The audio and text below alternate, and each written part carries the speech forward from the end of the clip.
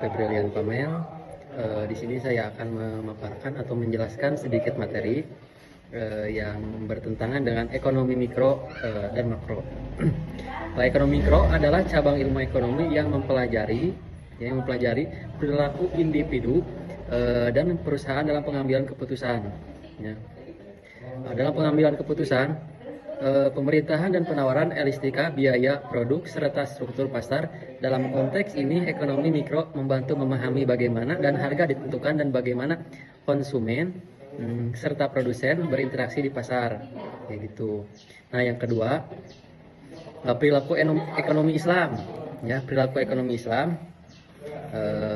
Perilaku ekonomi Islam didasarkan pada prinsip-prinsip syariah yang menerapkan keadilan, etika, dan tanggung jawab sosial.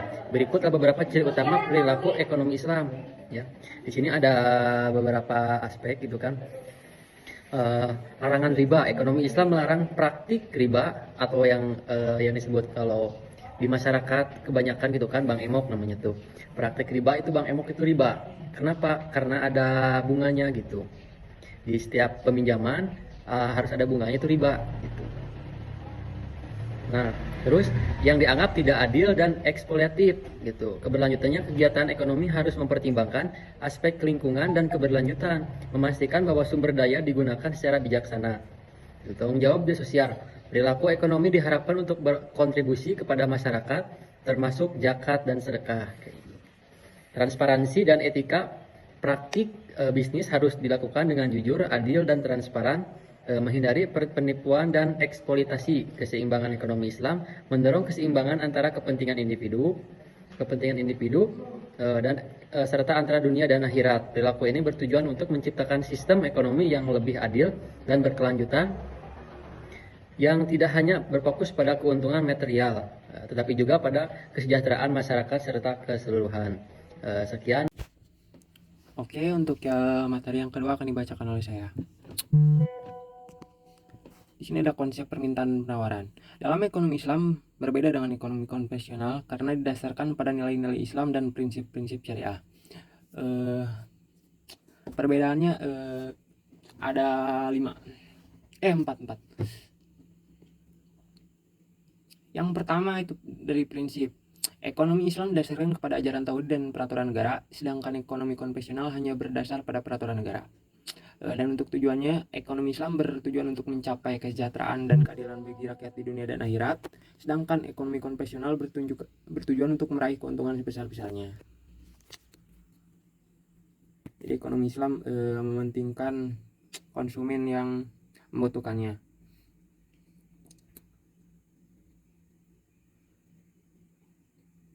Dan ada kepemilikan juga. Dalam ekonomi Islam, sumber kepemilikan kekayaan adalah milik Allah dan manusia hanya dititipi untuk sementara. Sedangkan dalam ekonomi konvensional, sumber kepemilikan kekayaan bersifat pribadi dan bebas. Di perbedaannya itu timbal balik ya. Yang pertama itu permintaan. Dalam ekonomi Islam, permintaan suatu barang atau jasa dibedakan antara yang halal dan yang haram. Permintaan barang halal menjadi fokus dalam teori permintaan Islam. Selain itu, ada beberapa prinsip yang harus diperhatikan seperti yang pertama, mengkonsumsi barang yang halal dan thayyib. Yang kedua, tidak berlebihan sesuai anjuran Nabi atau israf. Yang ketiga, mengutamakan kebaikan. Dan yang terakhir itu penawaran. Dari penawaran, dalam ekonomi Islam menyatakan bahwa ada perbandingan terbalik antara penawaran terhadap harga. Artinya, jika penawaran naik, maka harga akan turun, dan sebaliknya. Faktor-faktor yang mengaruhi penawaran dalam Islam adalah masalah dan keuntungan. Karena ekonomi Islam lebih mementingkan penggunanya daripada untuk meraih keuntungan. Dan satu lagi ada aspek keseimbangan perusahaan. Dalam ekonomi Islam, keseimbangan untuk memastikan keberlanjutan dan keadilan dalam aktivitas ekonomi ada beberapa cara. Ada beberapa hal. Yang pertama itu keadilan dan kesetaraan. Dalam ekonomi Islam, keseimbangan perusahaan harus memperhatikan keadilan dan kesetaraan bagi semua pihak yang terlibat. Ini berarti bahwa perusahaan harus memastikan bahwa keuntungan dan manfaat ekonomi didistribusikan secara adil kepada semua pihak. Tidak suap menyuap ataupun penggelapan barang.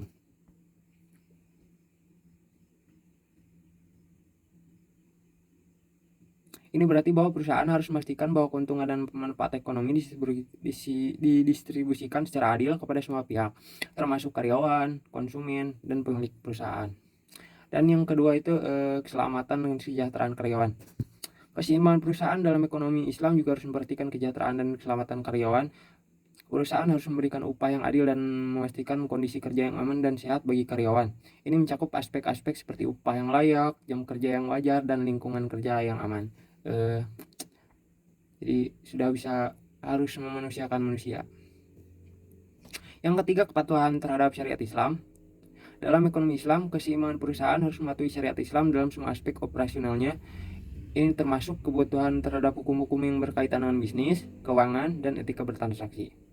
Perusahaan harus memastikan bahwa semua kegiatan bisnisnya sesuai dengan prinsip-prinsip syariat Islam. Sedangkan untuk ekonomi konvensional ada campur tangan dari negara. Yang keempat, keadilan dan distribusi keuangan. Dalam ekonomi Islam, keseimbangan perusahaan juga harus memperhatikan keadilan dalam distribusi keuntungan. Perusahaan harus memastikan bahwa keuntungan yang dihasilkan dari aktivitas ekonominya didistribusikan secara adil ke semua pihak yang berhak menerima, termasuk karyawan, pemilik perusahaan, dan pemasok. Ada lagi yang terakhir, kepedulian terhadap lingkungan. Keseimbangan dalam ekonomi Islam juga harus memperhatikan dampak lingkungan dari aktivitas ekonomi. Perusahaan harus memastikan bahwa operasionalnya tidak merusak lingkungan dan memperhatikan keberlanjutan dalam kegiatan bisnisnya. Ini termasuk penggunaan sumber daya yang berkelanjutan dan meminimalkan dampak negatif terhadap lingkungan. Dengan memperhatikan aspek-aspek tersebut, keseimbangan perusahaan dalam berbagai struktur pasar menurut ekonomi Islam dapat tercapai. Ini akan memastikan bahwa keberlanjutan dan keadilan dalam aktivitas ekonomi dapat tercapai, serta memperhatikan kesejahteraan dan keseimbangan bagi semua pihak yang terlibat. Sekian dari saya. Baik, saya akan melanjutkan materi yang selanjutnya, yaitu ekonomi makro. Ekonomi makro Islam adalah kajian ekonomi yang mempelajari perubahan ekonomi dengan pendekatan dan perspektif Islam. Ekonomi makro adalah kajian yang mempelajari mekanisme kerja perekonomian secara keseluruhan. Beberapa hal yang diteliti dalam ekonomi makro diantaranya tingkat pengangguran, pendapatan nasional, tingkat pertumbuhan ekonomi, inflasi, tingkat harga, dan ekonomi Islam berbeda dengan ekonomi konvensional dalam hal prinsip dasar yang digunakan. Ekonomi Islam bertumpu pada ajaran tauhid dan peraturan negara, sedangkan ekonomi konvensional berdasarkan pada peraturan yang berlaku di negara.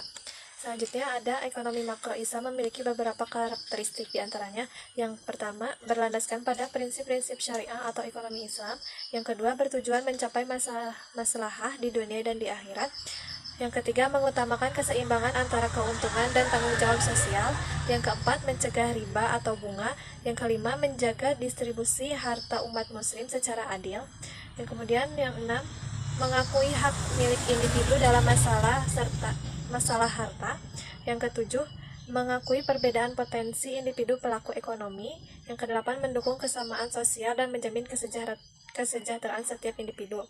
Kemudian selanjutnya materi prinsip ekonomi Islam. Secara umum, prinsip ekonomi Islam terbagi menjadi 5 bagian. Yang pertama, tauhid atau keimanan, yang artinya bahwa semua yang kita lakukan di dunia ini akan dipertanggungjawabkan kepada Allah di akhirat kelak.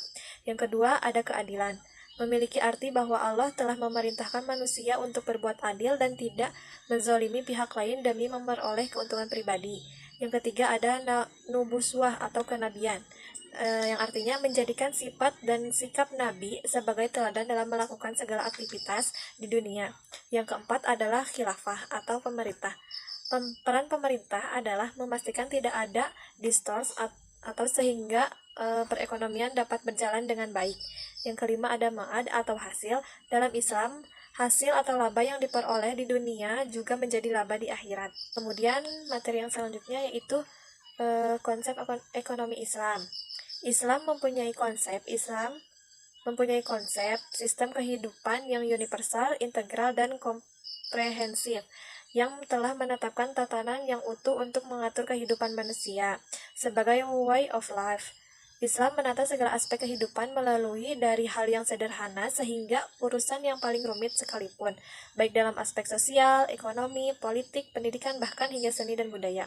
Apabila konsep Al-Quran dan As-Sunnah dijadikan pijakan perekonomian suatu negara, tentunya perekonomian tersebut akan berjalan lebih baik dan terarah sesuai dengan tujuannya. Konsep pembangunan ekonomi Islam adalah konsep pembangunan ekonomi berdasarkan prinsip-prinsip syariah yang bersumber dari Al-Quran dan As-Sunnah dengan kesadaran bahwa kebersihan pembangunan harus disertai penerapan tentang konsep-konsep pembangunan klasik dan modern, serta belajar dari pengalaman negara-negara yang telah berhasil dalam melakukan usaha pembangunan. Kemudian, teori dan model ekonomi Islam menurut M.M. Metwelly, teori model ekonomi Islam diterjemahkan oleh M. Hussein Sawit 1995, menyatakan bahwa ekonomi Islam dapat diartikan sebagai ilmu ekonomi yang dilandasi oleh ajaran-ajaran Islam yang bersumber dari Al-Quran, As-Sunnah, Ijma atau kesepakatan ulama, dan qiyas atau analogi. Kemudian, ekonomi Islam memiliki orientasi terhadap kehidupan dunia dan akhirat, yang kehadirannya diharapkan bisa menjadi alternatif dari sistem ekonomi konvensional yang dianggap rapuh dalam membentengi perekonomian dunia. Sistem ekonomi Islam ini semestinya dapat berperan penting dalam menjaga kestabilan ekonomi suatu negara, khususnya Indonesia.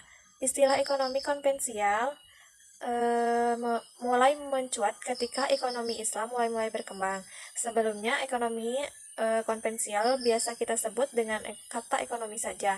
Berikut adalah perbedaan mendasar antara ekonomi Islam dengan ekonomi konvensional. Yang pertama, dalam ekonomi konvensional terdapat masalah kelangkaan, sedangkan dalam ekonomi Islam tidak mengenal kelangkaan karena Allah mendapat segala sesuatu di dunia ini dengan tepat ukuran. Yang kedua, dalam ekonomi konvensional tidak ada elemen nilai dan norma sehingga sering terjadi konflik dan kecurangan saat pelaksanaannya. Berbanding terbalik dengan ekonomi Islam yang menunjukkan sikap adil, jujur, dan bertanggung jawab. Yang ketiga, ekonomi konvensional berpijak pada materialisme dan sukarealisme, sementara ekonomi Islam berpijak pada Al-Quran, As-Sunnah, serta ijtihad para ulama. Yang keempat, ekonomi Islam mengutamakan semua pihak termasuk masyarakat kecil, sedangkan ekonomi konvensional hanya menguntungkan pihak tertentu saja. Oleh karena itu, pengembangan ekonomi Islam dalam penerapannya pada tata perekonomian di Indonesia diharapkan dapat membawa kesejahteraan bagi masyarakat serta keseluruhan sejalan dengan tujuan syariat, yaitu merealisasikan kemaslahatan dan menghindari kemudaratan. Mungkin itu saja yang dapat kami sampaikan.